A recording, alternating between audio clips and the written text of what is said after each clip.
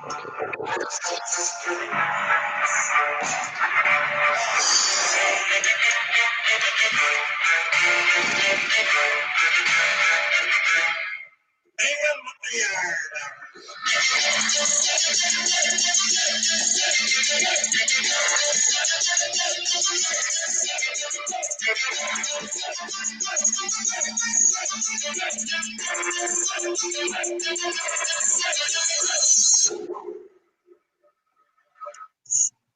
shit. Well, I cut it early. Oh well.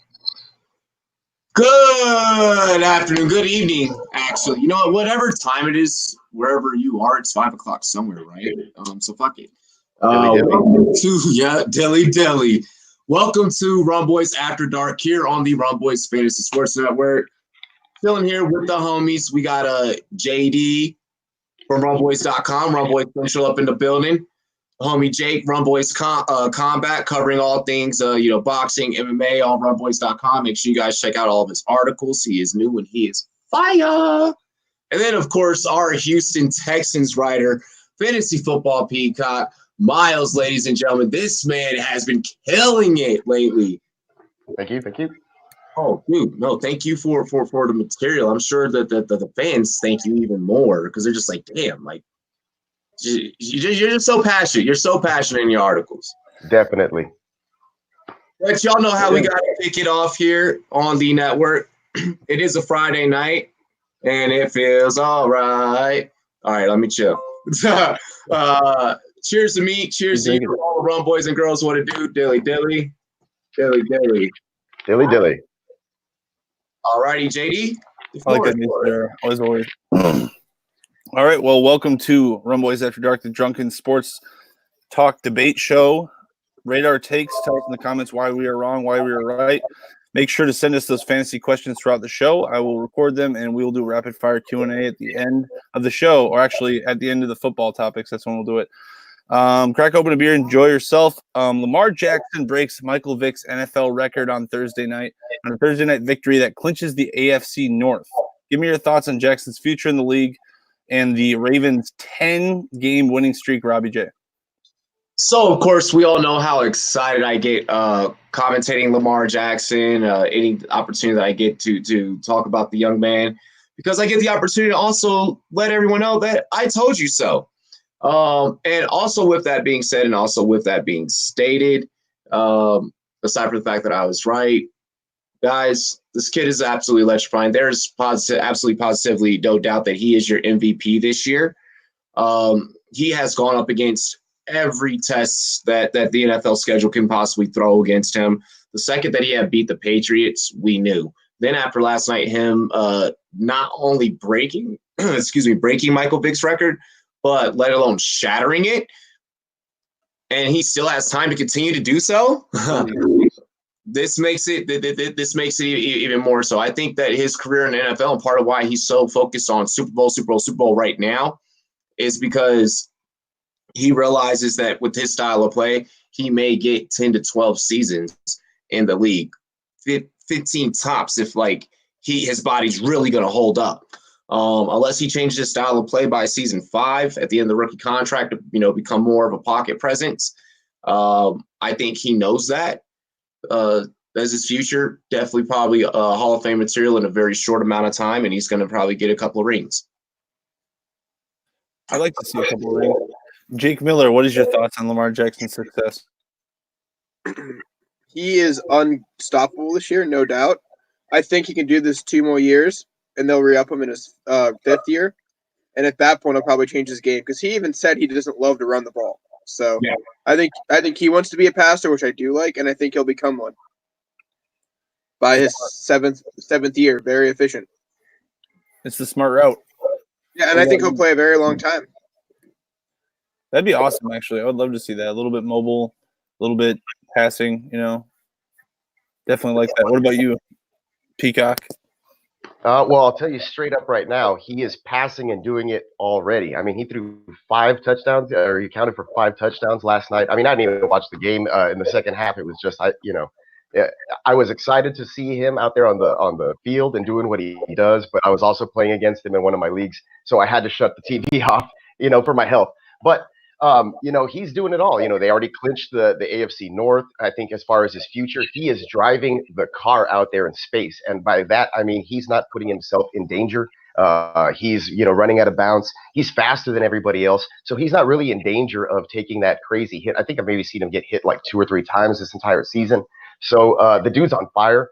Other mobile quarterbacks, they'll maybe like hang in the pocket and then kind of take off. And then that's when they get into trouble. A la Deshaun Watson, because I cover that team so much and I hate to see it, but I feel like they could use Deshaun Watson the same way that Lamar Jackson's being used, but he's that guy who really wants to just stand in that pocket and fire it downfield. But I'm not talking about Deshaun Watson right now. We're talking about Lamar Jackson. Like I said, he's not being concerned with those big hits. They get out to a hot, fast start.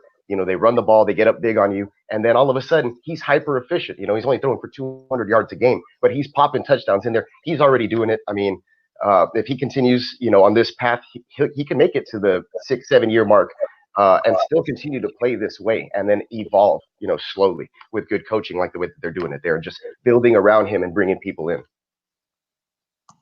Getting a lot of traffic from the chat. Hey, cheers to me. Cheers to you guys. Welcome everybody in the chat. I felt like I cut Jake off there. Did you want to have any more takes on that point? My concern is if you don't keep those same offensive coaches, do they adapt that offense forward in the same way, or do they keep it up with a new mind coming in who maybe wants to change his game earlier and develop a passing game in fear of that big injury? Because their coordinator is not coming back. Roman's gone, as far as I'm concerned. He's getting a job somewhere. He's getting a job somewhere next year, I feel like, with this performance. He'll be coordinator of the year. Yeah. So it's going to be hard to keep him. And even if you keep him next year, you keep him the year after. So at some point, you're going to have to replace this coordinator and figure out the offense, evolve it, or copy the scheme. It's something, because this coaching staff is great for him. Can they keep that coaching staff, or the principals at least there? Oh yeah. And is Greg Roman one of a kind? That's another question. He built Kaepernick. He's had a lot of good quarterbacks. Yeah. All right. I have to step up my takes because I got to remember that Miles is on the show. So yeah, Miles, he's gonna have the takes for you for sure. All right, Miles, you get the next question first. Sure. Ezekiel Elliott has just barely over 1,000 yards with only 9 touchdowns. Well, that's not too bad.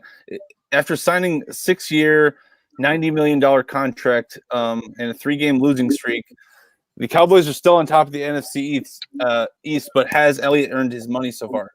Yeah, the NFC least, Yeah, but yeah, like you said, the Cowboys, I think they have 2 3-game losing streaks in this season. So that I don't think that's Zeke's fault. I mean, if you look at Zeke's numbers over the course of, in regards to where you drafted him, I know you probably drafted him, pretty high, top 5 pick early in the year in regards to fantasy. But if you look at, being a stable, consistent, good running back for an NFL team in actual real football, he's been great. In fantasy, he's had less than 10 fantasy points only once all season. So you're getting double-digit production from him every single week. And we're in week 14, 15 already. So, he's been great in that sense. And the only game where he didn't, it was 9 fantasy points in a half PPR league versus Minnesota in week 10. So he's had 3 times where he's reached over 20 fantasy points. This season, he has 246 rushing attempts, and over 1,000 yards, like you said. But he's had 41 receptions for 338 yards and a touchdown in the air. My concern with them, or not really with him, but with them, which is the Dallas Cowboys, is they're not giving him the ball enough. You got to continue. If it's working, that first drive, I feel like they're a team that comes out, they have that first drive scripted, they punch it, down, they ram it down your throat, they get in the end zone, they score, and then everything goes to crap because they don't know what the hell else to do. And that comes down to the coaching. And we'll get to that later on in the show. But you can't blame him. He's been great, and I think he's been worth the money. If they gave him the ball a little bit more, he'd be showing you. Give him the ball more. That's what he says. What do you say to that, Jake Miller? I like that. Right now, I definitely agree with that because running backs have a short shelf life. You just paid the guy, and in his 4th year, or 3/4 of the way through his 4th year, he already has 1,000 carries, over 1,000, 1,100. So he won't get any better next year. These are the best years you're going to have him. So you run the guy now when you have that guaranteed money. Give him the ball, and I mean, Dak's not going to be happy because he wants to show he deserves the money, but at this point, make the playoffs. I like that too. I agree. Just pound it into the ground, man. Get as much as you can out of that $90 million. Robbie J, your thoughts? So I tried to find as many pieces of validation to where he was not worth it, but everything points back to the coaching, and it all actually circumvents around, believe it or not, one stat for him, but then another stat that helps another person, but isn't helping him in terms of the topic of which we're talking about. What I'm talking about is his rushing touchdown. So Zeke he's a 1,000-yard rusher year in, year out. That's what you paid that guy to go out there and do. Good, he's doing that. Okay. Now also with that, this 9 touchdown thing, that's the big problem. I'm also paying you this much, not to just only be a 1,000-yard rusher, but to put points on the board and win me games. At least be as good as you were before. Exactly. Now here goes. Now I'm going to segue into the second half of the equation of which I was talking about. Dak Prescott leading the league in passing yards. You cannot win games on the arm of Dak Prescott. Maybe you are purposely calling this playbook in order to prove that and to prove why maybe you pay him less, or you just pay him like cut right at the minimum of what he is owed. I get that he's the next man up and he should have probably been paid earlier in the season, especially when he had everyone fooled during the first 5 weeks. But with that also being said, and with that being stated, he was projected to come into the year at 303 rushing attempts and 1,300 yards. He's giving you a solid 1,071 on about 200 plus, about close to 250, 246 is the exact number for those that need me to be exact for you guys. He's got 2 games left. Yeah, he's worth. He shows that he's worth the money. The play calling is where it's fucked up, and this team can't win on the arm of Dak. So yeah. Just if I can jump in real quick, I know like last year he finished as far as fantasy finish or whatever it may be, but he had 304 attempts, 1,434 yards, 6 touchdowns only on the ground. But with the big difference was that they used him a hell of a lot more in the passing game last year. He had 77 receptions on 95 targets for almost 600 yards and 3 receiving touchdowns. And so he's positively regressed in the touchdown category this year with a couple of games left because he has 9 compared to his 6 last year. But yeah, I agree with you in that fact, Rob, that he's still not really getting it done. You want to see those, like 12, 30, you want to have a rushing touchdown a game with a guy like that. You know what I'm saying? When you're paying him that kind of money. So I get you there. Taking up that cap space. Exactly. All right, Robbie J, let's play keep him or fire him. All right. The first team is the Atlanta Falcons and Dan Quinn. Keep him or fire him. Explain your reasons. I love that we are getting into the NFL offseason and the playoff picture. Here we go with the coaching carousel. I am firing Dan Quinn. I'm firing Dan Quinn. Fired. But here's my reasoning, though. My reasoning is based off of solely one thing.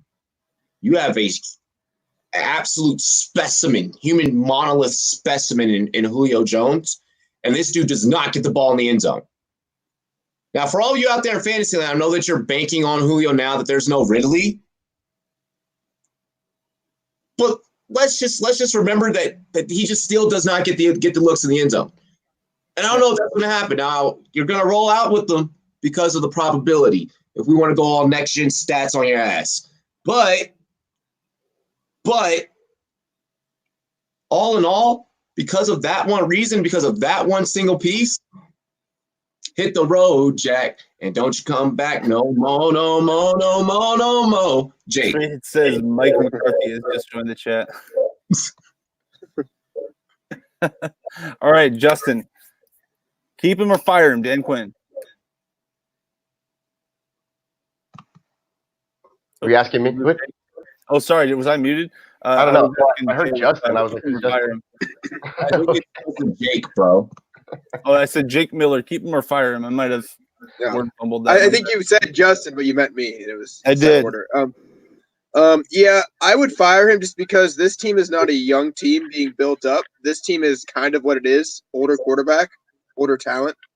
You already overpaid the O-line, so bring somebody new in and let them build at this point. And it's sad for Julio, but by the time his prime's over, or it may be done already, this team won't be back. So, yeah, I mean, I think it's hopeless for Julio unless he gets out of there somehow or they trade him. But it's not there right now. Dan Quinn's not building this old team, and he hasn't won with this team. Guy too. Would you draft a quarterback? Yes, I would. If you're gonna keep Dan Quinn, you're drafting a quarterback. If you're gonna replace Dan Quinn, you're drafting a quarterback at this point. I think he's gonna age like Eli at this rate if you don't get rid of him now. So this is like an hour never moment just to clean out. I think he peaked at like in 2017. I don't know, Matt Ryan, but I mean he hasn't been bad. What do you think there, Miles? Yeah, Matt Ryan. I think he was he finished like a quarterback 2 or 3 in a couple of years ago, like you were saying. So yeah, that might have been his peak year. And he usually kind of flip flops. He'll finish, kind of in the top 5 and then jump back out of the top 12 fantasy quarterbacks. Kyle Shanahan year. Yeah, but and Julio, I guess that kind of goes with Julio. He's had the same kind of up and down as far as getting into the end zone type of deal. But talking about Dan Quinn, I mean he came over from the Seahawks back in 2015 and took over there, and he's been a mediocre 40-37, and they're 3-2 in the playoffs. The defense there has not really been good ever, and and he came from the Seahawks as a defensive coordinator. So it's definitely time to kind of get a new regime in there and see what they can do. Maybe bring in a freaking offensive-minded head coach, and they can score 80 points a game now and still have a really bad defense. But I don't know what's going on with with Atlanta. I know that they were at the pinnacle, and then that 28-3 curse thing happened in the Super Bowl, and they haven't been able to recover as an organization since that happened. So yeah, definitely. Unfortunately, I'm on the fire him side as well, and I think we can all agree on that. 4-0. You're out of here, Dan Quinn. Yeah, it just comes down to age. The team is not building. The team's older, and it's a rebuild at this point. All right, we're still playing this game. It comes down to age. You said, do you think Dan Quinn, was he ever an elite defensive head coach? No. He had the talent. He had the talent. He had the talent. He did have the talent. The Falcons were good that one year. Yeah, the Legion of boom. But I don't know if that was all him. Yeah, exactly. He had a lot of talent. Cover 2. They only played cover 2. Isn't Pete Carroll a defensive coach too? Secondary coach? I believe he is. He grew up. Yeah, he grew into the secondary role. But I mean, even Seattle was running cover 2 most of the time, and it was just man on man. Figure it out. So. Jason Garrett is joining the chat with clapping hands. I like it. This segment is getting better than so much better than what I thought it was going to be. All right, I'll start with Jake for the next one. Keep him or fire him. Let's go with Jason Garrett. Yeah, Jason Garrett. We just talked about him. Keep him or fire him. Jason Garrett. And I think I said this 2 weeks ago. Fire him 2 years ago. Out of here. I mean, unless Jerry Jones wants more yes men, just fire the guy. Yeah, there's no reason to keep him. I think we had this discussion, and Jerry Jones seems to be happy having control of it and blaming the coach when something he thinks is the right idea goes wrong. If you're going to replace somebody that would do that, fine. But Jason Garrett's a good punching bag, and Jerry Jones likes a good punching bag. Is it up to Jerry Jones anymore? Because didn't he give totally in charge Jones? I thought he gave Stephen Jones the president of. I mean, that doesn't mean anything, though. I mean, it kind of does. He gave him the president title or whatever, and the GM. Jerry Jones himself made a State of the Cowboys announcement after a loss. All right, that's fair enough. You win that argument. All right. I mean, I don't know who else has control of this team. Stephen Jones has been drafting. All right. I want to hear. I want to hear Robbie J and then Miles take on that. Jason Garrett, keep him, fire him. I think I know one more. So, all right. So, yes, definitely fire him. 100% agree with Jason's with Jake's take. Now, what I want to say about Jason Garrett, though, is what if this was a conspiracy to save money on Dak? Okay. I could so see an alternate universe, not to like pull out my Rick and Morty portal gun and like go through like an alternate universe, but I'm doing that right now. Okay. I think there's a weird way that they keep him just because Jerry Jones does like yes men. And Riverboat Ron's not going to do that. I mean, I think there's an alternate universe, and that universe could be the one that we live in. That would be crazy. All right, Miles. Take it away. All right, sorry, I had to unmute my mic there, but yeah. Well, first of all the guys we've talked about so far, I'd love to see Riverboat Ron replace them. He's going to be my selection as a replacement head coach anywhere. He should get a job right away. I love his fire and his attitude, and I didn't expect him to get cut from from the Panthers so soon, like I'd get the boot. But it is what it is, right? But to talk about Mr. Clappy Hands, Jason Garrett over here. As you all know, I'm in Texas, and a lot of my friends are Dallas Cowboy fans. Unfortunately, a lot of them are cool. That's why they're my friends. Everybody else has become an enemy, right? Because I cover the Houston Texans. But yeah, I can see that. I've been to the old Cowboys Stadium. I went to Jerry World when it opened. I saw the screen. I didn't really look at the field. I was watching on the screen, because it's just a magnificent place there. And Jerry Jones knows what he's doing, and he does love his hand up his head coach's ass, and he likes to make him talk, or not even. Sometimes he'll go directly to the media and do it himself. And a lot of the times he puts his foot in his mouth, and it's kind of been that way ever since he cut ties with Switzer. It's been a long, hard 23 and a half years for Cowboys fans, and social media sees it and knows it, and they're the butt of a lot of jokes. And Jason Garrett is not the answer. They need another coach like somebody who was the Jimmy Johnson type, asking back in those dynasty days. They're looking to get those days back. They're not going to do it with Garrett. Troy Aikman says it all over the place. Every time he's on national TV. So he's got to go. Unfortunately, nice guy. I don't have any problems with him, but but it is what it is. Oh, I feel you, good old Pete. Damn, Pistol Pete, by the way. But yeah, we live in Texas, and unfortunately, I have Cowboy fans that are in my family, and they come over, and I got to see the Buffalo Bills whip their ass on Thanksgiving, so it was awesome, for me anyway on the inside. But unfortunately, the Cowboys are not what they used to be, and it's been mediocre coaching. And Jerry Jones has just been running the show there, and they need a coach to do that. And he's not going to bring somebody in who's going to clash with him and his ideas and what he wants to do, because he's about making money, folks. He's about running a great business and bringing the money. He doesn't care if they win, as long as the stands are full and the money keeps going. He's crying on the radio, but yeah, he can act pretty well. They should put him in some movies. Oh, damn. Yeah. I think he cares about winning, but he wants to win with his choices. Yeah. And he hates being wrong and hates admitting that he might not be the guy to make the right choices. But he does not want to have somebody else fix it for him. That's for sure. Yeah, he doesn't want anyone else to get the credit. I've noticed that.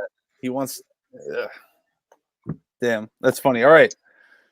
I'll stick with you, Miles, on this next one. Would you keep him? Would you fire him? Matt Patricia, Detroit Lions. Oh, who'd be your replacement too? I like how we were answering that earlier. Wow. Well, Patricia, defense, another one of those apple off the Belichick tree kind of guys that it just really hasn't worked out for him over there.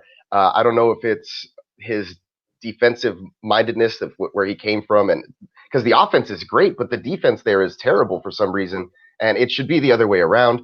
I think that Matthew Stafford's kind of wasting away there. So I don't know. I think this is his second year, and it's been another block season. I don't even think they've been able to reach. What was their record last year? I'm not really certain, but it wasn't a winning record, was it? I think they won 5 games. I can double check that. Yeah, that's terrible, and they're on pace for that again this season. So I know they've been kind of plagued with injury. I know Marvin Jones went on IR here late, but It's towards the end of the season already. That's had nothing to do with it. You have, I know that Kerryon Johnson went down, but like I said, they weren't even using him correctly when he was there. I feel like they just found ways to lose games. I don't really know if it's totally his fault, but at the same time, he hasn't done anything to show me that he's a great coach. So, after 2 seasons, I don't think I could fire him. I'd maybe give him one more year just to see if he, if this is the kind of line of coach that he is. Can he finally turn around? I think 2 seasons is pretty quick to get rid of somebody. Start to the season. I noticed. What's that?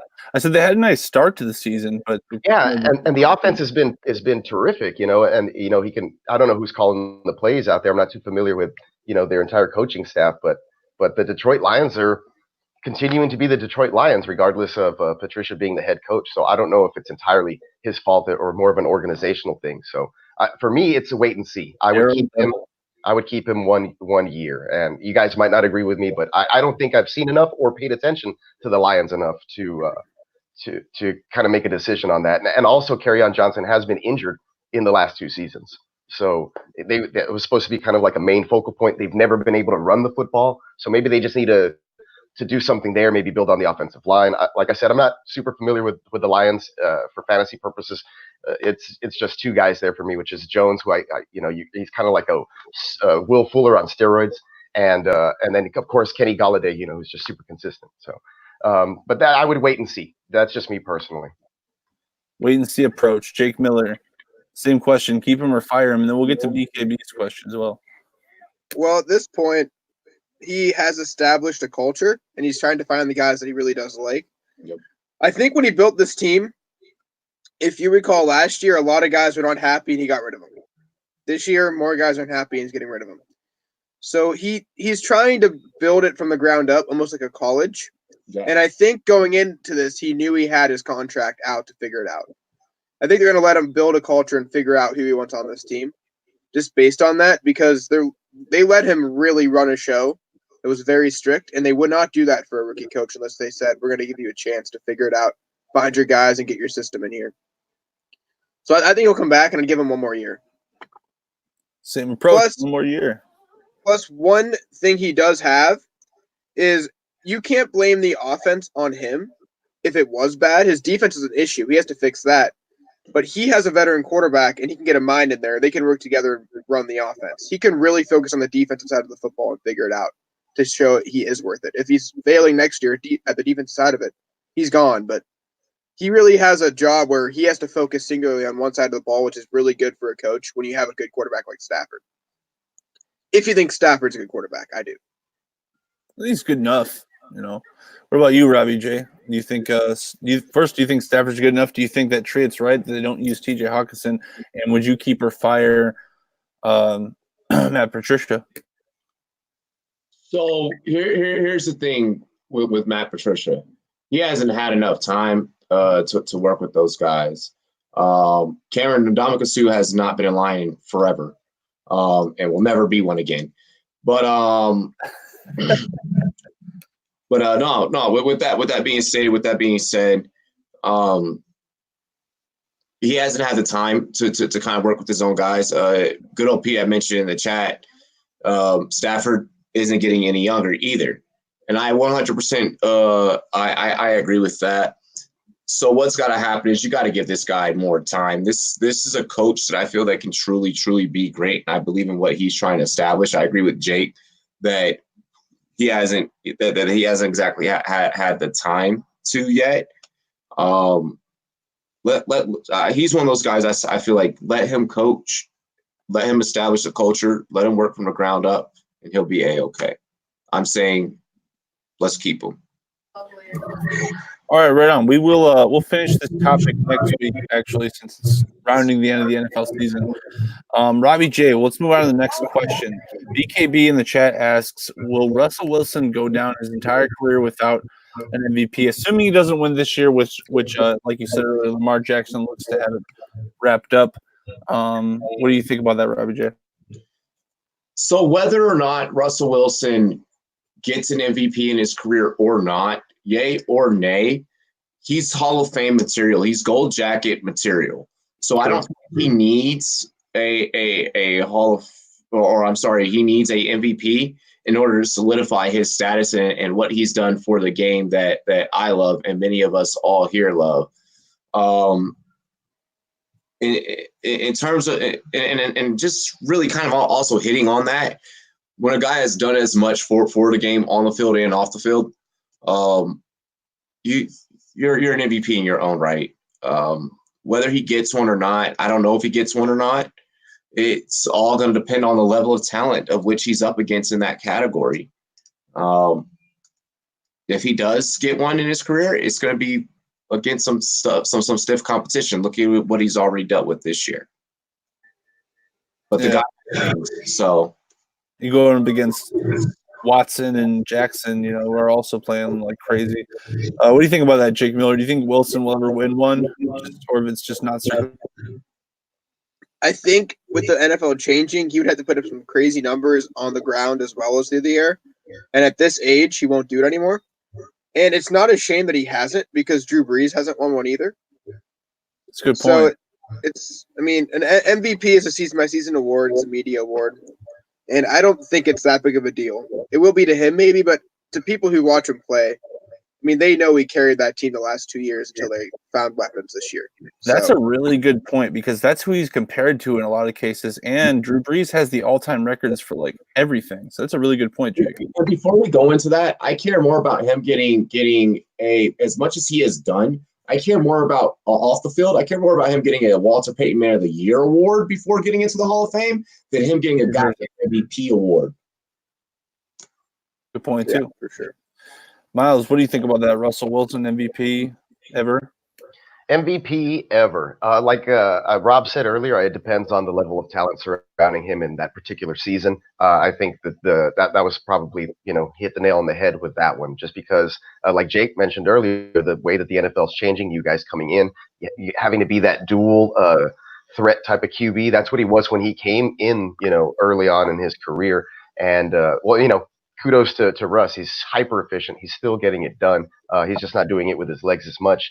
And, the MVP votes, I think the way for him to maybe get past some of those guys and to get an edge would to be like to run the table in the division and, like mop the floor with, San Francisco, like, consistently, maybe have like one of those 16 and whatever type of win seasons, and then he can, solidify that. But with the way that Lamar Jackson's played this year, the way Mahomes played last season, next year, who's going to come in and you can name your guys, coming in off, from college that, that just might explode and have one of those types of seasons. And it just seems like you should be drafting one of those kids at the back end of your draft with your last pick every year as far as fantasy is concerned. But will he ever win another MVP? Like I said, it totally depends on the other circumstances surrounding him. Can he do it? He's good enough to do it. He's been playing great. As far as fantasy is concerned, he's been a little inconsistent. I'm playing against him in a semifinal match this weekend, so I'm hoping he has one of those Chris Carson type games, maybe tosses a touchdown to Hollister or something and still helps me out. But he said it right the first time. But I don't want to speak it into existence per se or jinx myself. But Russell Wilson and the MVP, he's always going to be in talks. He's like I said, he's good. He's one of the best deep ball throwers in the league. And hyper efficient. Everybody was saying his touchdown regression rate was going to drop from last year, which I think it was like an 8 point something. It was super high when the league average is like at around 5.6 or 7, mediocre, I guess. But Russell Wilson, he's one of the best quarterbacks in the league. He can totally play on that level to continue to, warrant MVP consideration. But like Rob said, it depends on everybody else around him and the class, the caliber of talent that's playing it, in the position. I'm going to send you guys manifestos from all my fantasy victims. Maybe I've been one of them, so that when you guys compete in the company league next year, you already know what you're up against. Okay. We've been warned. Yep. And I've noticed something weird too about the MVP discussions. Last year, there was that big play that Mahomes had rolling out, throwing it like no look to Kelsey for a touchdown. Yeah. And they talked about the MVP moment. I thought there was a Heisman moment, but now there's MVP moments. Yeah. Did anyone notice that last year? Yeah. This year, I felt last night was the MVP moment for Lamar. Or the spin move Lamar had. I like what you guys said about the talent around him, because I kind of blame Pete Carroll and the front office for not providing him with better talent in order to play at a better level. I don't know. Wilson has the potential. You look at what Brady, when he got Moss, boom, 15 more touchdowns than he normally gets. I will say this about on-field talent and the equality, the duality between coaching. Harbaugh does not have the most talented guys on that field. You got one speedy with Brown. You got a possession receiver that's slow as fuck in Willie Snead, and then you got 3 tight ends that just they don't with the way that they catch. They just play basketball. They literally just play basketball and box out when they catch. Like Jackson has just been playing lights out. I mean, yeah, you're right. He deserves only trying to give him a little pass, because once you pay a quarterback that much money, your team usually does fall apart. You have to draft a few guys to replace the talent you lose, because you can't pay the guys you had that won that title. Yeah. So he took a few years to figure it out, and he found some receivers to help Russell out, and he kind of saved the O-line from last year, even though they're still running that 2 tight end set every time and running that extra lineman instead of the tight end. But they rebuilt that team, and it's hard after you pay a quarterback to keep the same talent and really build around him immediately. It's going to be a rough couple of years in the draft to find the guys that can sustain some success. If Will Dissly's still healthy, Russ is MVP. I think Russ is. Yeah, I had to pivot off of Dissly. I had to pivot off of Dissly. I had a terrible season with tight ends. I started off drafting Hunter Henry, and then we don't have an IR spot, so I immediately pivoted and just cut him. I was like, oh, he broke his knee. He's not coming back. And I traded, and I got Vance McDonald, Noji Howard, and then I traded them to get Mark Andrews, and so anyways, I ended up with Andrews and Hollister at this point. But I had Dissly before I had Hollister, and he was tearing it up. You're right though.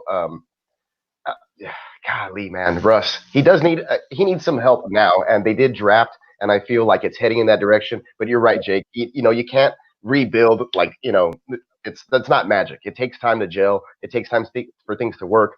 But the thing with them is they run the ball freaking 38 times a game. Yeah. So I don't think it really matters sometimes who you bring in, if they don't open it up and try to pass a little bit more, unless they're in shootouts. They like to grind it out. Pete Carroll loves to run the ball now all of a sudden, when he didn't like to do it from the 1 yard line. Yeah, he really didn't. That was man. If you're a Seahawks fan, that moment was one of the most painful moments for probably any fan. If you're a Seahawks fan watching this show, you just ate that whole moment and that whole segment up. Yeah. Sorry. No, it hurt. We felt that. That was perfect. Yeah. No, I love Russ though, and he's great. I know he played ball, or he was in the Texas Rangers, mini pool, and he was ready to make that decision. He could have been making a lot of money playing baseball too, but that he loves the game of football, and he's a great QB, and he's a great guy. And like you said, I'd love to see him win a Walter Payton Man of the Year award too. And MVP awards, those are personal accolades, and I think he's the type of person who cares way more about winning that Super Bowl than that MVP trophy. And that's what they're trying to do this year. And you can tell, some people thought that clip on hit, I don't know if it was a Monday night game or Sunday night or Thursday night. It was a primetime game, and he was going around pumping everybody up, let's go, and all this stuff. And people thought it was cheesy. That's what you want to see in a leader, So, major props to Russ. I hope he wins an MVP one day just because, He's just a good guy. You root for him. People root for him, He doesn't put up those gaudy numbers.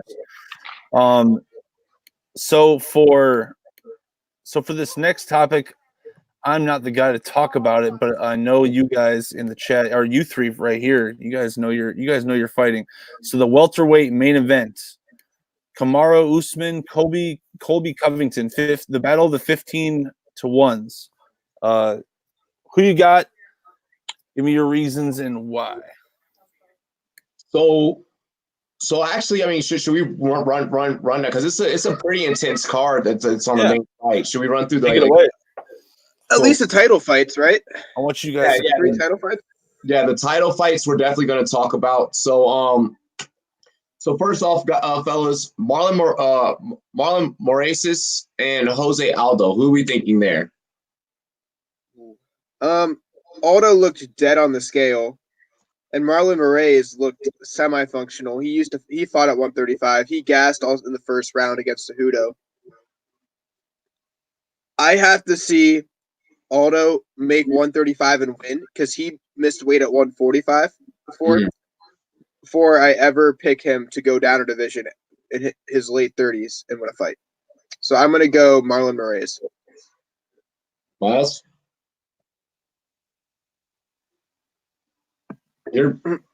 Wait. He's muted. Ah, why you fucking... Oh, my bad. You guys got me on that one there. Whoops. I was over here talking. I was like getting into my analysis. No, not really. I'm not too familiar with the fighters or the card. Actually, I haven't pulled it up. What UFC number are we on? But yeah, so 245. But who are we talking about in this fight? I'm sorry. So we're starting off with Moraes and Aldo. Oh, okay. Oof. I don't know who they fought last. I'm just gonna throw it out there and just go Aldo, just because I'm more familiar with him and his, his style. But these guys, if they came in, they cut weight, they had a healthy camp. It could go either way. I'm not too familiar either with his opponent's style. It just depends on the matchup, really, on for that. But either way, I'll be excited to see this. It sounds like a pretty good fight. So, but I'd go with Aldo in this one just because, like I said, I'm a little more familiar. Yeah, I'm gonna go the same. I'm gonna take Aldo out of familiarity. Both these fighters, Brazilian fighters.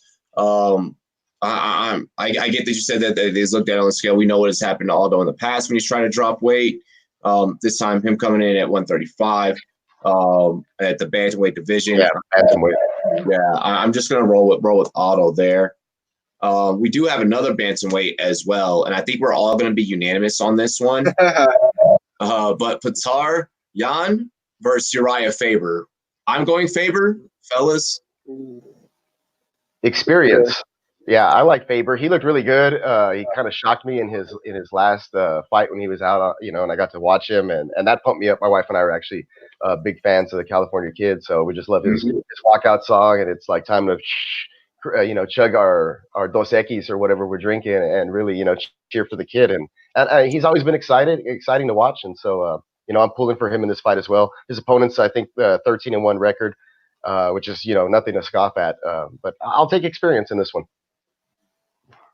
Yep. I'm rolling with them. Jake?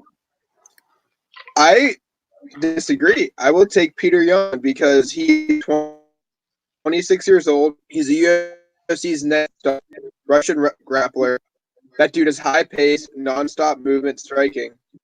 And Uriah Faber really doesn't knock you out on the feet. So this is one of those fights where I really think that Peter Yan is going to get the young guy, because UFC did set this up, and he is a massive underdog to really build this guy as beating a former legend. And Peter Yan is just a mauler. He's very Habib style with his fighting style at 135. So he's a nasty young fighter at 26 years old, and he's nothing to laugh at. I kind of hope Uriah wins, but this was a really bad matchup for him to take. He fought a better wrestler, which is not usually what he does well against. Disagree, Robbie? I wasn't ready for that. Yeah, I greatly disagree. Find out. I kind of hope you're right, by the way, but we're gonna find out because I'm calling USC 35. Why do you disagree? Over the Crawford fight. So, yeah, more power to you, man. I definitely respect what you're saying about the UFC. Kind of setting this one up. I don't know if Jan is the guy. I've seen him before. I just don't. I'm not coming into that bet with confidence. Let's see here. So this one is probably going to be one of the most electrifying fights of the night. The female fights usually are, and it's the only female fight on this main event. Germaine de Randamie versus Amanda Nunes. Miles. Nunes. Yeah, like I don't know, man. These girl fights, though, these women, they can brawl. Sometimes you don't know, but I expect her to just come out and flip and dominate like she usually does. Striking, punching her straight up in the face, saying, "Hey, bitch!" I love watching these. These are great. They're so entertaining. They're so fast paced. If they go to the ground, they're slipping in and out of submissions. Doing all this kind of high level things that as a fan you're trying to keep up with. So I love this stuff. You guys are pumping me up for this because I totally forgot that this was actually going on. So yeah, I'm gonna take Nunez in this one. I like her straight out of the gate, just like no nonsense style. Getting out to an early kind of setting the pace and smacking her straight in the face and saying, "Welcome to my arena." So I'm taking Nunez in this one. Hey, with that being said, I'm expecting you and the wife to sit down and have that Dos Equis. We'll get going. Jake. Yeah, Jermaine Durename was knocked out by Amanda in the first round 13 years ago when Amanda was 15 pounds lighter, straight from Brazil, and not even used to U.S. nutrition, and it does not look good for her now. I think it'll get to the second, but I see a stoppage quick in the second. Amanda's probably going to take this one very quickly. I think Amanda takes this one in the first. Definitely via KO. We all know that's my baby. That's my boo right there. She is the lioness. Renata did not look good in her last fight. Trent says Nunez roundhouse kick to the face. Oh no, another one. She's just got paws. She's got paws, and she's gonna just. It's gonna be a left. It's gonna just straight bow, and like we might see. We might see Renata do the stanky leg on her way down. It's amazing. When she hits girls, they're just immediately petrified of the next 2 seconds of the fight until they're I can't knocked out. You can already see how excited I am to call this fight. We got 2 more fights on this card to pick, and then we're gonna switch over to the boxing match, the Crawford match. Max Holloway versus Alexander Volkanovski. Jake, you go first. I've not seen Holloway lose at 145 since McGregor, and that was when he was very young. And the 17-fight win streak is intriguing, but Holloway's dealt with everything Volkanovski has had to offer, and I think he'll carry it out and probably go to a late round stoppage. Okay. Because, I mean, he's fought professionally, but in the UFC, he does not have that many fights. And Volkanovski is still much younger than Holloway. And I think eventually Volkanovski could be a champion, but I think Holloway is going to have to probably leave the division to go to 155 the next few years before that happens. Okay. Miles? Yeah, I like Holloway in this co-main event. He's 21-4 going up against Volkanovski, who's 20-1, which is a very impressive record. But like Jake was mentioning, I mean, Holloway's dealt with a lot of stuff in his career. He's persevered. This is very, very good fighter. His boxing is great. He's good on the ground. He's good overall. I've seen a lot of his fights. Very impressed with him. I think that he can handle this. He's a very proud fighter. Takes a lot of pride in his work and his preparation. The way he maintains his physical form. So he's definitely ready for anything. I think that the UFC or Dana White's ready to roll up in front of him. So yeah, I'm enrolling with Holloway in this one. I'm expecting him to go out and perform in good fashion. He may. It's UFC. They're fighting. If he gets caught with a punch, something may happen. But I just don't really see it. He's a tough kid. So I say kid. He's probably around my age. But yeah, I'm taking Holloway in this one, and I'm hoping for a good, solid match. It's going to be very intriguing. I mean, it's a co-main event for a reason. So it may be closer than the way we're describing it and talking it. But I like Holloway in this match regardless. I'm rolling with Holloway, and I don't think that it is going to be as close as what we may be thinking. I mean, Volkanovski is a fighter that likes to apply pressure, put you up against the fence. But if you try and apply that pressure against a fighter like Max Holloway, he's going to time that right sidestep, boom, and it's a right hook that's catch you in the chin, and next thing you know, you're asleep. He can also go to the ground on you, but more importantly, if he's on top of you, it's already too late because he's probably already dinking and dunking on you. I'm not in favor of Volkanovski in this fight. It's Matt Holloway. I like Robbie's point there because Holloway never goes to the ground. That dude does not get taken down at 145. And if it did go to the ground, it'd be very concerning for him, but he has not been taken out in 2 fights. So, yeah, it's not going to – I'd be very shocked if this goes to the ground with Holloway knowing that this is all his only chance. So, big facts. Big facts. Kamaru Usman versus Colby Covington. Now, before we get into this fight, Colby Covington, literally 5 minutes before we started tonight's show, had a ball with Usman's face printed on it and punted it like he was Pat McAfee into the crowd. How are we feeling about this fight now? Jake, I'll take the floor. If you don't like his gimmick, it's working. Because I've heard multiple times, Rogan said it, Chael Sonnen said it, he's the nicest dude ever outside of it. He's given so much money to the troops. He's visited troops in Afghanistan. It's totally a gimmick for him. My concern with him is he did go on a podcast and say it was an act because he was worried about not climbing the ladders quick enough, so he turned heel.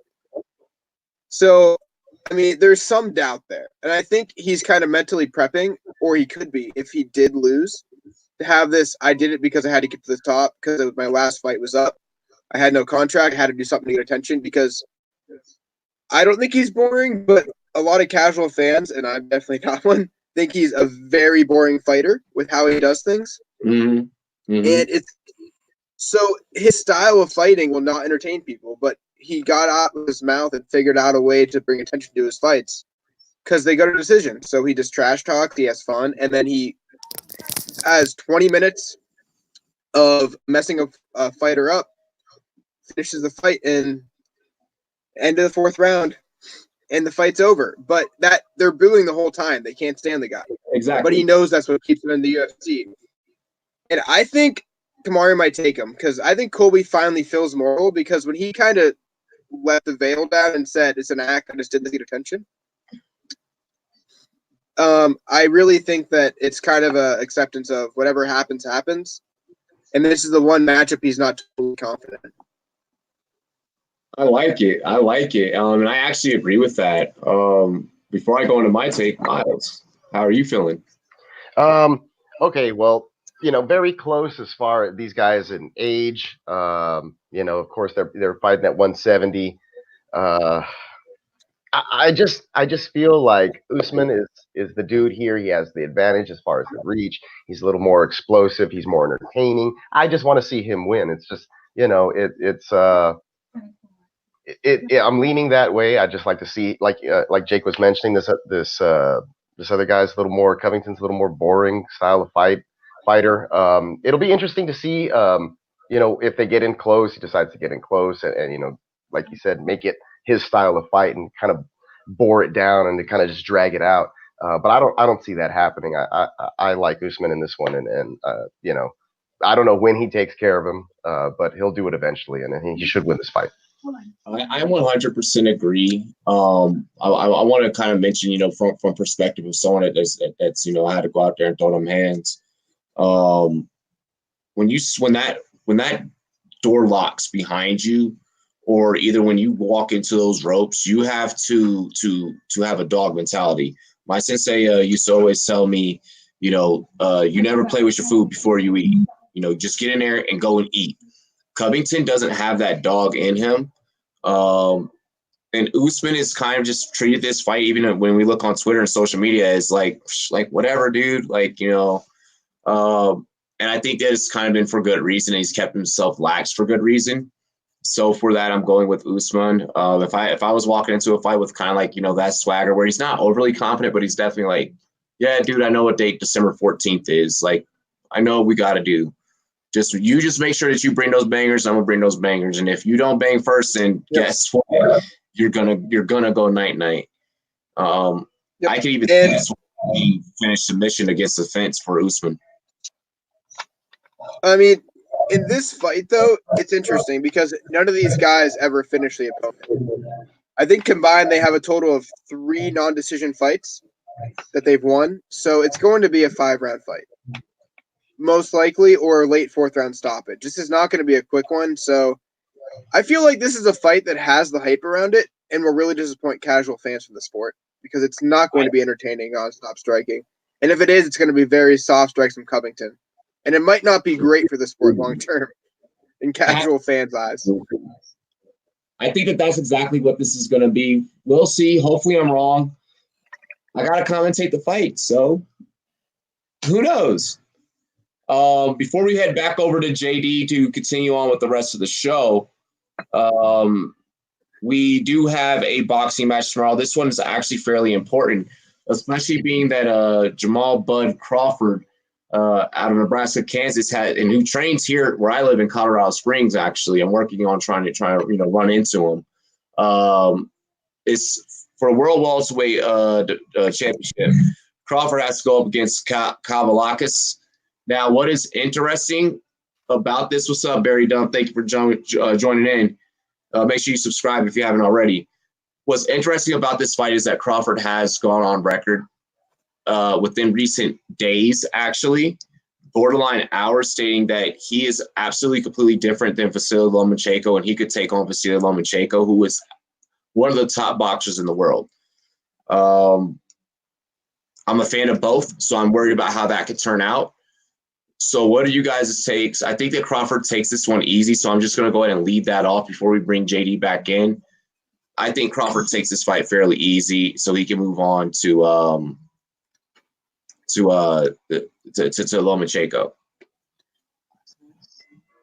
We'll go Jake first. I think Jake had to step out, but no, I agree with you on that one. Yeah, let's just go Miles. I think that Crawford. I agree with you. I agree with you on that one. I think this is kind of like one of those stepping stone, not necessarily so much like a setup kind of deal, but like he's moving on to that next match that he really wants. So I think this was taking care of business. Let's get it done and let's move on. And it's boxing. Let's see how it's scored. At the end of the day, unless he knocks him out or something. But which is completely plausible. With his power. If it wasn't for me knowing that UFC 245 was going to bring me ratings as a passionate fan, this would have been what I chosen to commentate. But gotta go where the views are. Gotta go where the views are. It is what it is. The Crawford fight, bro. At this point, until Crawford fights Spence, I'm not really interested in that whole division. And the sad part is he would drop down 10 pounds just to fight a big name, but he can't get this fight done with Spence. I feel like this is a fight just to continue the payday and set him up for something. But at some point, Spence has to figure out with his promotion to get this fight figured out. Because I don't blame Spence personally, but we all know every fight they take, they could potentially lose, and they have to figure out how to get this division settled. Because these two guys are different promotions, and this fight will settle who the best in the world is, and they'll never find out at this rate. He wants to go down 10 pounds to fight Loma because to find a big name, and WBC is not doing him any favors. Dude, I think he'll knock him out today. I think that he's the only person that can go down 10 pounds and take on Loma. Unless, of course, Stevenson's going to go up to take on Loma. Crawford's a skinny 147, man. That's a scary drop. That's a scary cut for him. But it's just sad it comes down to he has to drop that much weight to get a big fight. And that's the state of boxing. That's what people want to see, I think. I think people want to see Loma get a big fight. Actually, yeah, because I I talked to actually a Pavlik about this, the former middleweight champion, who's like in the media for it from actually my area, Youngstown, and he even said there's no fight they can take that's not a risk through this payday, but the promotions will not get together because they don't want to lose those 3 belts each have. It's a matter of they want to guarantee they have a belt because if that promotion loses that belt, they lose everything. There's nothing to promote anymore. So boxing is very toxic with that, where it's very money driven, and I don't like it one bit. I get that. I understand. I love it. We love it at the same time where we could have this dream matchup to unify them, but it really kills one promotion more than anything else, and that's why boxing. Mayweather keeps coming out of retirement. Oh well, no, he's not a champion. No, I think he dropped his belts. He just wants the money. But he fought that Chinese dude at like 115, right? Yep. Yeah. Jesus. Yeah, he was. He walked into like. Love me some Floyd. So do I. Great fighter, man. The fact that he could fleece to go to 15-0 and pass Marciano by fighting a UFC fighter is absolutely great. It's such a good troll that actually counts as a pro fight. Yeah. Good for him. Good for him at this point. I mean, that should never have worked, but it did. You got paid a lot of money. Gosh. JD, take it away. All right, ready for baseball? All right. Pitchers getting paid, guys. Pitchers getting paid. Talk about your guy Strasburg, Robbie J. He's getting paid a lot of money. 7 years, $245 million, $35 million a year. Yep. That's my pitcher. You know that I'm definitely happy. Baseball is a business where you got to retain the best of your best, especially if you're going to try and repeat. The Nationals are not going to try and repeat, which is also why I'm okay with another guy that we're going to talk about a little bit later in this segment. We're going to have a serious World Series hangover, but I like that we're at least trying to keep our pitching staff because that's what got us there in the first place. So if we are even going to try and not have a hangover, which I'm going to say we are because I'm going into the season with a World Series hangover. No matter what happens next season, win or lose, I'm like, I already got a title. I'm going to have my Juan Soto jersey for Christmas. Like, I don't give a fuck, you know? So I'm happy that we're retaining Strasburg. I'm happy that we're maintaining the pitching in the bullpen because the guys on the mounds that when it comes to winning championships, they're the ones who put it down. Jake Miller, same question. Any hot takes on Strasburg's contract? Well, as a Indians fan who was at Great Lakes Brewery when they lost Game 7, the one thing we kept since is the pitching staff. Yeah, not a fun time, but yeah. So the pitching staff is key. You're going to lose talent. You have to find that in the minors, but you can't replace the star pitching staff. You have 2 aces, so there's definitely something there that you can maybe make the playoffs, wild card, maybe division at this point. But yeah, I mean, you have to keep the pitching. At this point, I get Rendon was big, but keep the pitching staff. There's no debate there. I remember Strasburg was such a big contract or such a big prospect rather, not a big contract. Oh man, 14 strikeouts versus the Pirates first start. Yeah, he was a big prospect. What do you think about his contract there, Miles? Well, I mean, on the face, it's a $245, $35 million a year. But if you look at that, I think it's $1 million less per year than the one that Cole just signed with the Yankees. So they're kind of saving a little bit of money on him, just a tad, to kind of go back to. I guess. I mean, it's still a major deal, right? Healthy. Yeah. So we'll see how it all plays out. I don't know if it's going to go the way that Rob mentioned, and they're trying to, not repeat and maybe, like I said, just save a little bit and see where it goes. But I mean, I think anytime you reach the pinnacle like that, you definitely want to try to get back there at least in a relatively short amount of time and keep at least the pitching or a certain core intact. And if you're going to do that, and everybody knows that it takes a great pitching rotation to get deep into the playoffs and back there to where you need to be. So that's the first place they start, and that's what they did. And it's a great contract, like I said, but just slightly less on a per year basis, a little bit less than what Cole got with the Yankees. Because I follow unfortunately, the Houston Astros. So, in spite of all the whole cheating scandal or whatever, I really don't care. You still got to hit the ball. Exactly. We'll talk about Cole then, about the Yankees. The last thing I would say about Strasburg actually is he's the guy you drafted, and there was all this hype. He's a fan favorite. He probably sold the most jerseys when the Nationals were like a new franchise. So, he probably made the money back. But anyway, talk about your guy Cole there from the Astros.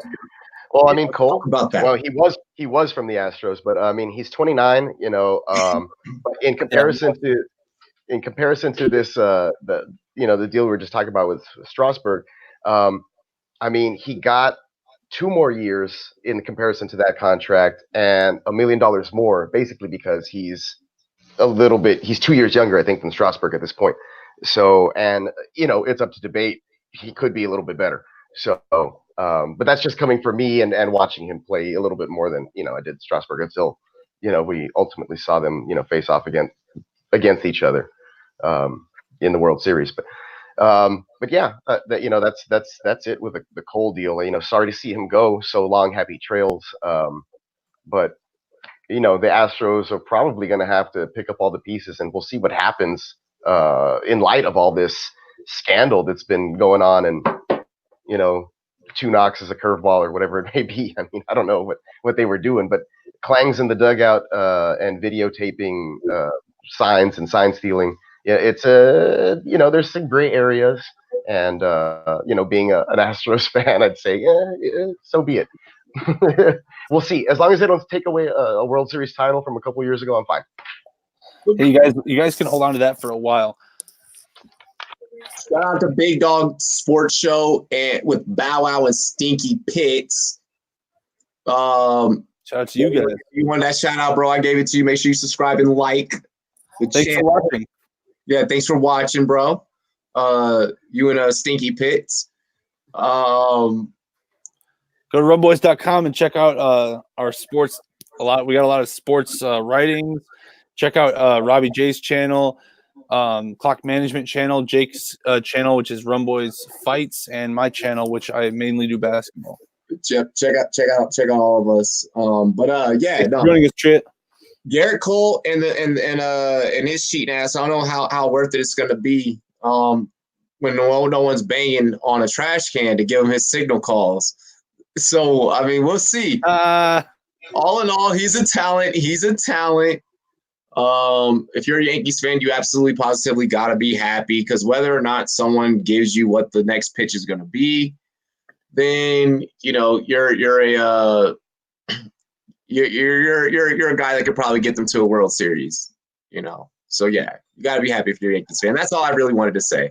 I was like this. I put away my Houston Astros hat, and I'm switching to the Texas Rangers this season because I don't want to be associated with cheaters.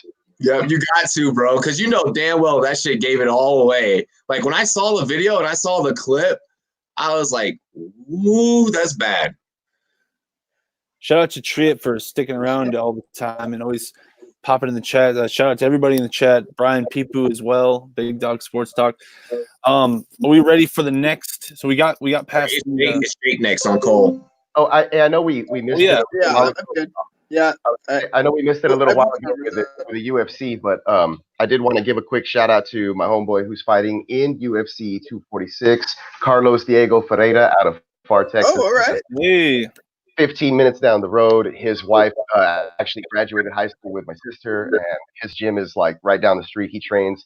He used to go CrossFit at my gym when I owned a CrossFit gym. So big shout out to him and good luck. I know he's prepping for that, and he's fighting Anthony Pettis. So you'll probably be calling that Carlos Diego Ferreira.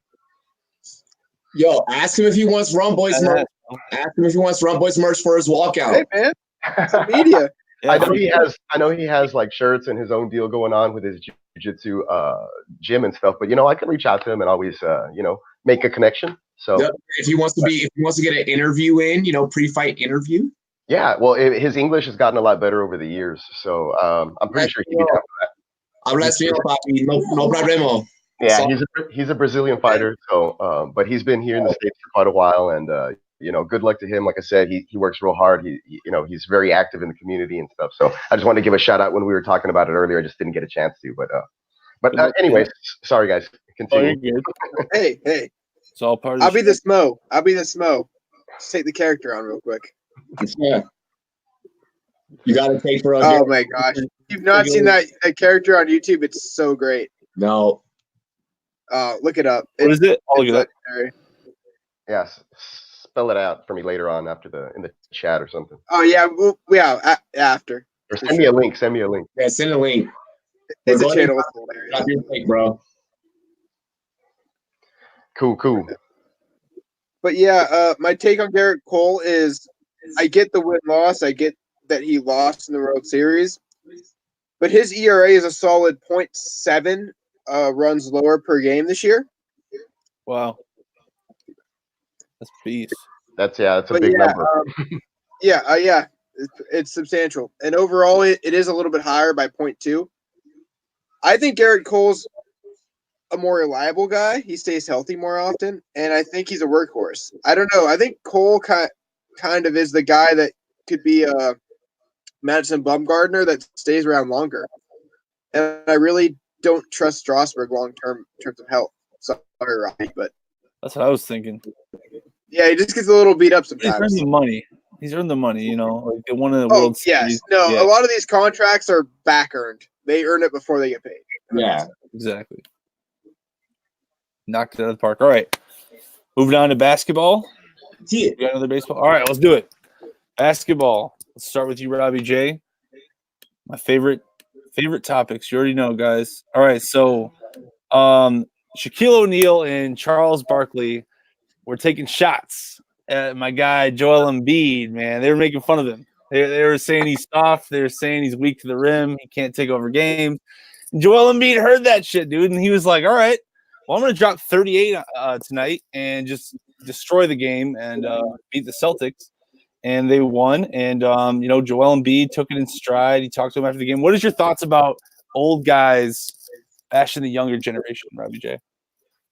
I fucking love it. It is great for commentary. That's what makes their show great.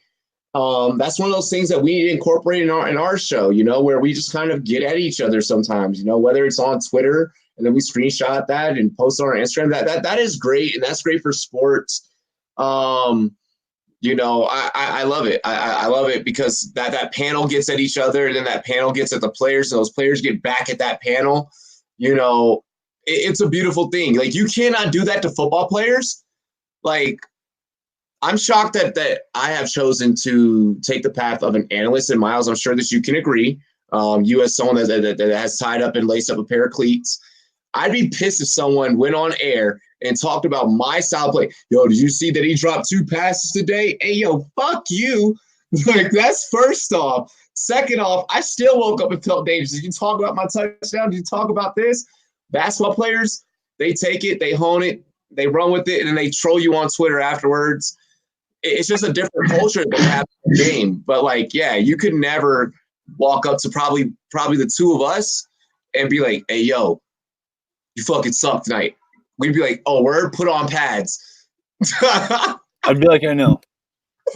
No, I agree with you. I think only my teammates are the ones that'll ever come at me and say something. But trust me, I don't drop passes. So I mean, I'm on lock. But yeah, yeah. I don't know what's up with the old dudes. Ragging on the young guys. Basketball, like you said, is different. Than somebody. You hear in football. Yeah, you're getting some targets or whatever, but if you're playing basketball, I mean, you're logging a bunch of minutes and you're gonna miss shots and things are gonna happen. And there's other great talent out there. Somebody's gonna block your shot or steal the ball when you're not paying attention. It's bound to happen. So I don't know why they're taking shots at this guy. Their team is on a 5-game win streak. He's averaging I don't know how many points a game. As far as fantasy, I think he put up 48 fantasy points tonight. He's getting 11. He had 11 boards, 5 assists, a block, a steal. 24 points and only 2 turnovers tonight in a win, and they're 5 games in a row. So shut the hell up, Charles Barkley and Shaq. You got your money. If you need something to talk about, don't talk about Embiid being weak. Talk about him, posting good numbers and their team doing well. But whatever. I like my take. Yeah. I mean, those dudes win Emmys, right? Just for trolling these guys. It's kind of their they do. stick. It works really well for them, and I think everyone's in on it in a way. I'm really not thinking it's a threat. It's like a really negative connotation, but overall, I just think I get it, man. I think Joel Embiid knows social media. I think I know he knows I'm making fun of him a little bit. Yeah. I mean, it's nothing serious. Oh, of course, yeah. Oh, yeah, and I mean, these guys know. I mean, I think in the U.S. the NBA is kind of secondary, so all this stuff kind of gets out there. Any article written's a good thing. Yeah. And it just works out, man. I mean, there's no really bad attention for the NBA unless Carmelo punches a dude in the face and gets suspended like 15 games. like he did a while ago. But that's the last really bad incident. Like the NBA really needs drama, and that's what NBA TNT brings. So I don't see an issue with this. I don't think hope he doesn't curse me again. We don't need that shit. But what's up, Billy Goat and NBA the best? Oh man, TD hopped in on Sportscast. I have not seen him in forever. Hell yeah. Let's keep going. What's good? All right, right on. Sorry to interrupt you there, Miles. You made a good point though. He isn't playing bad. He's winning games. You know, that's what matters. That's what matters. So Miles, I'll start with you on this one. Luka Doncic, my guy, breaks Michael Jordan's record for 20 straight 25 5-5 games. Is this a big deal or not a big deal? Well, it's a little tough to say, honestly, just because of the people are gonna they're gonna juxtapose old school basketball and new school basketball. So I mean, guys' numbers should technically be inflating. Look at guys like Harden, you know what I'm saying? But Luka's the guy on that team, you know what I mean? So is it a big deal? Yes and no. A little bit of both. Like I said, a little bit on that, the inflation, the style of the game, the way it's changed a little bit. Pace is probably a little bit faster than it was back in the day. So in that regards, not so much of a big deal, but at the same time, the guy's young. This is what he was drafted to do, and he's done it so quickly. So, yeah, big deal. The guy's a great player. I deeply considered drafting him early on in my fantasy, but I think I ended up going with Trae Young or something like that because just to fill a roster position. But he's an asset, and the guy is good. You can't take that away from him. So I would say it's a little bit of both, and it should be a big deal, at least to him. That's a milestone and something to put in your back pocket and say, hey man, I broke a Michael Jordan record, in one of my first couple of years in the league. So that's something to hang your hat on. I don't know how many people. I don't know if that. I mean, nobody had broken that record, I guess, for that given period of whatever the parameters are for it. But, LeBron, Oscar Robertson, and Russell Westbrook, actually. There you go. So it's an elite group of players. Yeah. Jake Miller. So a little bit of both. A little bit of both. I agree with you 100%. I think you made a lot of good points there. Jake Miller, do you think it's a big deal, or do you think these are just stat inflations? I mean, the dude's 20 years old, and he's breaking records that Michael Jordan set when he was still in college, or he would have still been in college. So it's ridiculous. That dude's a star, and I understand the league rule changing where it's less physical, but you also have to think there was the illegal zone defense they used to call when Michael Jordan played. It was more ISO heavy, so it's a different league. So the rule changes in a debate always kind of counteract each other, so it's kind of like a null to me. I mean, we have to admit this dude's just a star, superstar, might be a mega star, especially with the following he can bring from Europe. It's just amazing what he's doing. There's no debate, and this dude is doing it in a style of a long-term solution where this guy can fall off athletically 10% and he could still put up 23, 25 a game without even looking.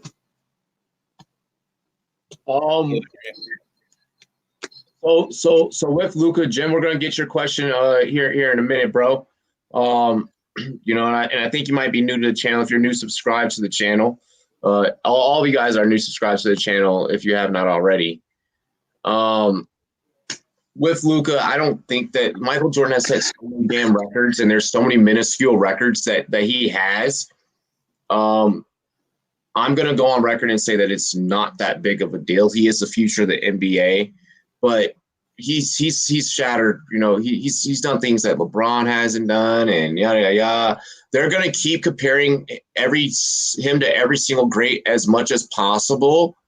So it kind of like to me, I'm not fading it. I mean, maybe it's me being around for the Jordan years, being around for the Kobe years, the AI years, you know, and so on and so forth, to where I'm just like, okay, and it was 25-5. So that record should have probably been shattered. So that's where I'm at with that one. Really quick, we got one from the chat. Jim wants to know how we feel about the Wilder Fury fight. Can I say one thing real quick about Luka? Against it, actually, to you guys' point, is I definitely want to hear about that too. But to you guys' point with Luka, his usage rate is actually higher than anyone's ever. Like so, and this team has been built and traded for around him. That's not to take away from him. Obviously, you know, no one's ever done it. That's incredible. But at the same time, I kind of agree with you. It's just 25-5. It's not that big of a deal. But I think this other thing, I will say this too. It's his and Giannis's league in the future. That's what I'm thinking. It's their league. Giannis is the top dog. He's the other dog. But yeah, let's get to the Wilder discussion. So yeah, should we have actually Rumboyz Combat take this one first? Let Jake take this one first. Yeah, Jake, take it away, my guy. Hell yeah. Check out Rumboyz Combat as well. You're muted, Jake. But yeah, check out Rumboyz Combat on YouTube. He's going to be doing, and also Rumboyz.com. He's got a lot of cool fighting stuff on Rumboyz.com. So if you like fighting, check him out. Take it away, Jake. Well, for the new viewers, I really think that the two bombs that Fury took hurt his chin. I don't care what anyone says. I get it. It'll be 18 months. It's going to hurt his chin. The fact that Fury is known for not getting caught and got caught twice, I think he might get slept in the late rounds. And it's not best for the heavyweight division because, based on an article I wrote, I really kind of do want to see a Joshua versus Fury matchup in Wembley to really see who the best heavyweight is in Britain and in the world. But I think that getting caught twice just kind of shows that Wilder, despite how unconventional and untrained he is in basic boxing mechanics, starting at 21 years old, he can catch you. And catching a hit from Wilder is not hard to do. And two of those, it's going to sleep him. So I really do think that eventually Fury will get slapped. And I hope I'm wrong by that, but that's what my gut tells me that. You trust Rumboyz Combat on that one. All right, Miles, take that Wilder versus Fury fight, and then we'll go to Robbie J for the next one. Yeah, I'll take it and run with it just a little bit because Jake's the expert here, and he brought up a lot of points there. Yeah, I mean, Fury got hit in the last meeting. I think it was the last December of last year, and so it's been a while already. But doesn't mean that he doesn't remember that, and it's not like Wilder forgot either. So it's not like he's felt that glove connect on the chin, and he's been able to knock him. So. I see a similar outcome this time around. I don't think that there's going to be much of a difference. He's already showed that he's susceptible to the power there and the style that they bring up against each other. So, I'm not seeing much of a difference here. I think the outcome will be basically the same. We just don't know how late in the fight it'll come, but it's going to come. And, I'll pay to watch that. No, I absolutely agree. We will be commentating that fight. I know that it's it's a little bit away, but we will be commentating that fight here on this channel. So definitely feel free to mute your TV while you watch that pay-per-view and have us do your play-by-play. I'm a huge Fury fan. I have been since day one. So it's going to take a lot for me as an analyst to kind of flip my take and side with Wilder. I've always felt that Wilder is a very powerful fighter, but he does throw wild punches, and it's that wild punch that knocks you the hell out. I'm sorry, in the words of Smokey from Friday, you got knocked the fuck out. I get Miles every time. I love it. With that being said, and with that being stated, though, I'm rocking with Fury. And I'm just gonna let that be. It is what it is. We'll see what happens there.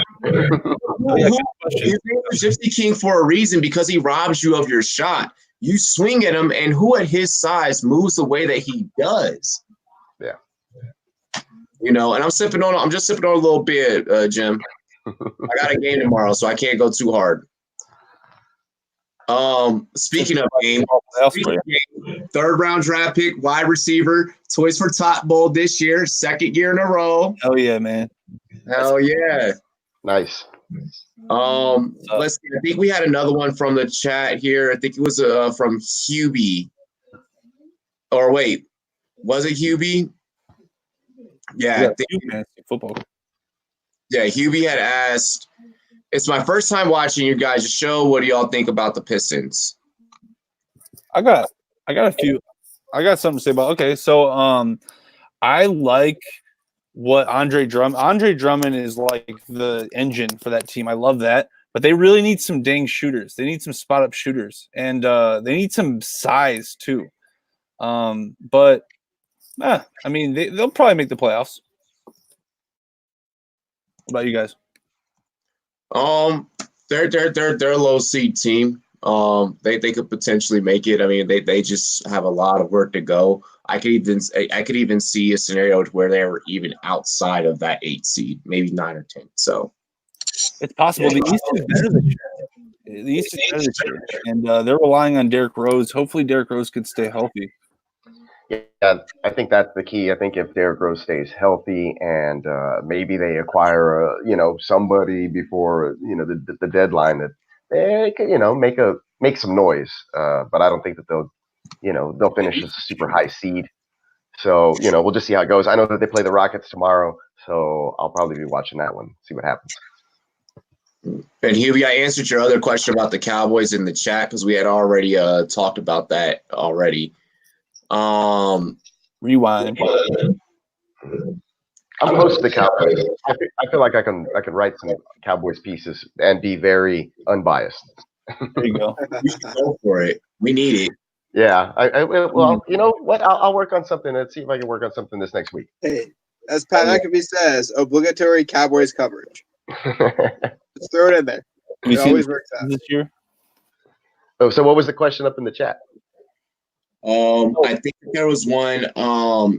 There was one asking, will the Cowboys win the East? Win the NFC East? I mean, I think we kind of have already touched on that in many of episodes. We have. Yeah, I think both them and the Eagles kind of just control their own destiny there, and it's who cannot suck the most. And we know Carson Wentz needs help, and the coaching just needs to get better in Dallas. So whoever can fix that problem first and win that head-to-head matchup is going to be the team that takes it. I don't know if the Cowboys can do it. I don't think they can win a playoff game, honestly, man. Like, I mean, yeah. I mean, that'd be a rough playoff game at that point. You're having a 8-8 team, 7-9 team host a playoff game. Yeah. Whoever gets in is going to have a tough time hosting that wild card matchup. That should not be a rule. That's another debate for another show, but that's just ridiculous. Yeah, I don't like that. The NFC least, I mentioned it earlier. Ugh. Yeah, I know what your statement was, Jim. I know what your statement was about basketball. Oh, yeah, for sure. We are on, and we're getting right back into that portion of the show. So we can edit this stuff later for social media. But it's on Instagram, the Z-N-E-T. I agree with you, Jim. In the East, it could go anywhere. The only team I'd be worried about if I was a Western Conference team is that's from the East is the Bucks. I'm scared of the Bucks. Maybe the Sixers because of the matchup problem, but I mean the Raptors. But I don't see that. Just don't see it. They've been playing well, but Pascal Siakam is not really to take over the finals again. Yeah, he's a very quiet 25. Very quiet 25 whenever I watch. I see his stat line. He's 25, 8, and 5. I was like, I didn't even know He put up more than 18. I didn't even know he delivered the ball on time. I didn't even know he had 10 rebounds. But, Yeah, he's good, obviously. Very weird situation there. Without Kawhi. Oh, yeah. Yeah, without Kawhi, I don't know what's up with that team right now. So, I mean, yeah, like you said, they've been able to win some games, but I like the Heat this year. The Heat have been really good. With Dion Waiters? Yeah, the Heat, they're in the 3 seed right now. Yeah, that's crazy. What? I did not even know that. That's a crazy step. Like, they're 18-7. They were in the 2 seed, actually, but LeBron just went over there and beat them at home. Yeah, they're only 4 games back. Wow. Yeah, but it just shows how, like, the NBA media and the TNT crew trolls because the 2 seed is Philadelphia. So you got to troll Embiid when they're not winning games when they're the 2 seed. It's kind of just like a clear show what they're doing. They just want them to put up big numbers, and it's like, that definitely gains traction. 100%. Well, ratings are down this year in the NBA, so I mean they got to be. Fack always says, I blame Lamar Jackson right now. Okay. That's why ratings are down in the NBA. Lamar freaking Jackson. Yeah, they turned off the NBA in certain places in China too, so that's possible. Well, Shaq always says in like 06 when he did win the MVP, he's like, I put up 27 and 15. I'm like, no, that never happened. You were like 23 and like 12, maybe 11 and a half. But no, you're putting your own numbers above what they are. You never did 27 and 15 in your life. So that's not actually a stat you could say you've done. So to put these guys at that level probably should do it because you didn't do it yourself. What we got for the next question, for the next topic? I agree with you guys on that. The next topic Last question. Last question. All right, last question of the night, guys, is Devontae Graham drops 40 points and hits the game-winning shot. Where does he sit in your Rookie of the Year debate? Jesus. It's a Jesus Christ. I heard that. If you don't like that one, I have another one. Let's go. That's Another one? I know that's good, but really, wow, that's impressive. We can touch on that. Yeah, he was a baller. We can touch on that in a few weeks. I want to touch on that in a few weeks, just because I'm like, I have other rookies that I'm looking at. Hey, I'm just saying, the dude from my area, Terry Rozier, might be out of a job, and that is not a good sign for a dude that got a big contract. He's got a lot of money. That's a lot of money. Yeah, and this dude just totally take his job. So we're not even 30 games into the season, so I can't even really like. Yeah, that's a good point. Yeah, I'm not putting that into scope right now. But still, one of those things, man. It's like Terry got his big deal, could start, and this just happened to him. So yeah, too bad for the guy. Let's finish up with a football question then, and this one's a little bit more broad. So I don't remember which site it was, but a site came out. I think it was NFL.com came out with top 100 players of all time. And the top 5 quarterbacks were Tom Brady, Joe Montana, and then it was I'm trying to find it, darn it. Oh, it's over here. There it is. So they came out with a list, and they came out with Tom Brady, Joe Montana, Peyton Manning, Johnny Unitas, and John Elway. What is your top 5 quarterbacks of all time? Too many Johns in there for me. A lot of Johns. Johnny and John. I have a few qualms with that list, because when we're talking about greatest of all time, we're talking about what they've done for the game, and I feel like that list was just purely based off of like wins and everything. I mean, I love Johnny Unitas and everything like that, but I made top 10. Yeah, I don't know about 5. My list would probably go something like Tom Brady, Joe Montana, the Sheriff, Doug Williams, because he helped break the color barrier. So we got to talk about, what Redskins for the game. He's like, yeah, exactly, yeah, Redskins, yeah, my team. And then at 5, I mean, I'd probably put someone that's really just transcended the game. And I feel like it has to be one of the first mobile QBs that we look at, and I'd probably put Randall Cunningham. Moon. Yeah, it's very 5 is very French between Warren Moon and Randall Cunningham. Yeah, the Rockets. How much of a Warren Moon guy I am. So Actually, I'm putting Moon at 5. Oilers, maybe. Yeah. I'm down with that. I mean, yeah, with impactful for sure. And I think the only disagreement I have with pure impact, not how good they were as players, is Montana kind of brought a very calm to the position, but Namath brought a swag to it. And that's something I think that should be in the list where Broadway he was Joe. a celebrity quarterback that actually lived that life. Yeah. So he could go somewhere in there. I'm not sure where.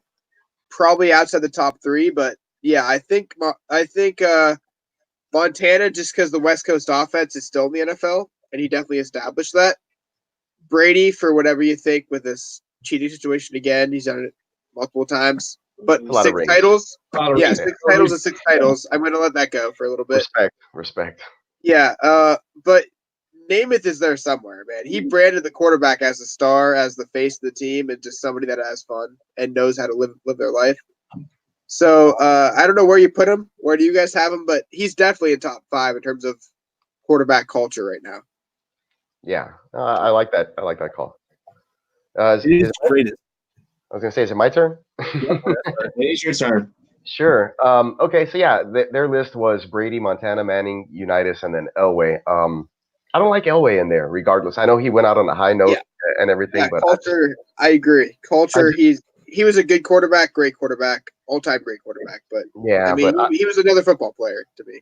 I don't know about how I feel about him there at 5. So at 5, I'd probably throw in somebody like Aikman, I think, just because he had that dynasty little zone, in the 90s. I mean, they became America's team. I saw a clip of him just recently where he's like fired up as hell on the sidelines, cussing out a coach, like saying like, we need leadership out here. Like that's the kind of thing that you want to see. And he was great to watch kind of growing up. Not that I was a Cowboys fan, I was watching the Oilers, but the Cowboys were always on TV. And like I said, I had a lot of family who was watching the Cowboys, plenty of times. So yeah, I'd go Aikman there, and then I'd throw in, and you guys might freak out a little bit, but I'm gonna throw in Steve Young just right in front of Aikman, even though he doesn't have as many titles. I love to watch him move around. This really smart dude. The guy's a lawyer. I think he could fall back on that if his commentating career ever blew up, but he's great at doing that as well. So I loved watching Steve Young face off against Aikman when I was a kid. The San Francisco 49ers and Ricky Waters and a bunch of other. It was just a great time for football when I was growing up to watch those guys out on the field. And then I'll jump up to the next guy at my number 3, right above them, who was also in that era, Mr. Brett Favre. A lot of passion, a lot of heart. Gunslinger, Super Bowl champion. I think he had like 11 Pro Bowls. So Brett Favre, I think I had his shoes, I had a jersey, I even had a Packers jacket, and I wasn't a Packers fan. I just loved Brett Favre. He was my favorite player growing up. So he would be my number 3. And then you got to give props, like you say, to the quintessential GOAT right now, Tom Brady. So I'd put him at number 2. And then I would throw. I know that Montana was kind of just sitting there and stuff, but I like his old school grit. I mean, I like Montana, so I'm gonna put Montana at number 1. I just love the whole aura, just what he kind of brought to the area there in San Francisco and his time, and then passing the baton over to Young, and then you got to see that still go, and flourish. So I really like Montana as my number 1, and that would be my list. If you talk impact, the West Coast offense is still in the league. A lot of these offenses the guys ran are all based off of what he and Welsh ran. So, yeah, right. Walsh and Montana established the modern NFL with the easier rules really exploding it. But that's the offense ran today. That's the offense partly Lamar Jackson runs with a little RPO in it. So that really established the league as being an offensive game. And that's props to him. Yeah, even if he's not the greatest, he is the most influential. I'd give Peyton my honorable mention just because he was such a cerebral player, so smart. His NFL IQ is great. He could just pick you apart, and he wasn't necessarily like the fastest guy or biggest guy, or what I'm saying. So I really liked him. And then even with his arm and his neck and all that stuff kind of started to falter, he still got it done. And I do think Brady overtook him too, because Brady kind of became the mind game guy after he left, and a lot of guys do what he does now. He kind of had he could replicate what he did, even though he established it. And he, even when he played, had 3 guys doing the same thing he was doing. He just gets a lot of the credit for it. So, yeah, the honorable mention probably. I think that's who I'd replace, actually. I think I probably would put Namath in there just because he kind of made the quarterback swag a big deal. No, I love the Namath pick. Oh, my honorable mention would probably Fouts. If anything, I mean, we got to throw in a guy that's never got the ring. Oh, I got one for you. Dan Fouts. Yeah. Yeah, you can do like Dan Marino. I mean, you could throw in a bunch of guys that didn't win. I got a guy who Bowls. tormented me pretty much my entire adult life. Derek Carr. The greatest touchdown to interception ratio in the history of the game. It's not even freaking close. It's not even close. Really? That doesn't make him the best. You know, he's only got one ring, but he's definitely in the mix. Trent Dilfer. Man, Aaron Rodgers, dude. I've seen him live. Man. You watch Josh McCown versus Aaron Rodgers, bro. That's like watching a high school quarterback versus Aaron Rodgers. Like Aaron Rodgers, that ball is like lightning speed. It's unbelievable. He's a freak. See, to me, the only thing is he is very Steve Young-like with what he did that season with the 45-6. Like I've seen not that frequency and not that touchdown ratio, but with the later rules, I've seen guys do what he did in a similar way.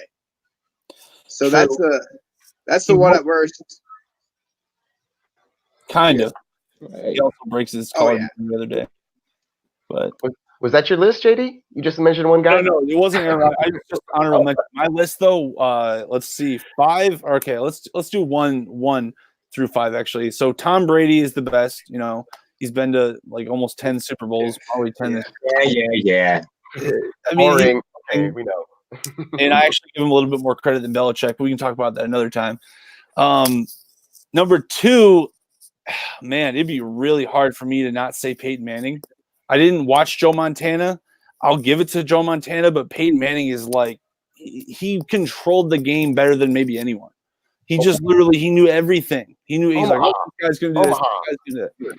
Incredible, genius, giant brain. 3 or 4 rather. I want to say Elway because the Broncos were essentially nothing, and he pretty much, I don't know, kind of carried them to the finish line a few times. Kind of looked like a Bronco. What's that? I do. Elway kind of looked like a Bronco. He has a weird jawline. He has a very interesting jawline. Anyway, but yeah, Elway, I'll give him that. 5, like you said, is so hard because you want to give it to like a transcendent running quarterback. I almost want to say Vic. You know what I mean? Like just by raw talent alone. Oh yeah. Jackson could pass that. It's so hard, but that's mine. It is really hard. Or Rodgers could be 5 too. So it's hard though. I like it going off of what you studied. What's in your generation? You know. I can't speak for like Johnny Unitas. I wasn't there. I threw in a lot of early 90s, mid-90s players because that's what I grew up watching. So, Aikman, Favre, Young. So, I grew up on that stuff. I studied – see, I've watched probably almost too much film to the point to where it's borderline an addiction. Thanks, Dad, for raising me this way. And my family football is like a religion. So, like, I just know way too much about the game. It's bad, honestly. It's really bad at this point. But yeah, blessing and a curse. A blessing and a curse for fucking facts. Hey, that's a nice show, guys. Thanks for joining us, everybody. Woo, it was a good one. Guys in the chat, everybody. Thanks for having me, guys. I want to be back on the next one. Hell yeah, Peacock, you're the man. A lot of great take. So, ladies and gentlemen, you guys know how we sign out for this show. We appreciate all of you guys for joining us. Before we leave, I just want to say that we had a lot of new engagement, a lot of different engagement that we don't usually have. We're going to make the proper adjustments for that to make sure that we get you guys all taken care of because we want to make sure that we get you taken care of. This show is for the fans. It is for the people. Hit us up at Rumboyz, spelled with a Z, N-E-T. Actually, you know, 2 of us have our Twitter names up here. Me and Miles, Fantasy Football Peacock. So, I mean, give us suggestions, topics you guys want us to talk about. You know, we have 3 different writers on this panel. Like, everyone's always showing love. So we appreciate you guys. Thank you for joining in. Cheers to me. Cheers to you. All the Rumboyz and girls, what it do. Dilly dilly. We're out of here, y'all.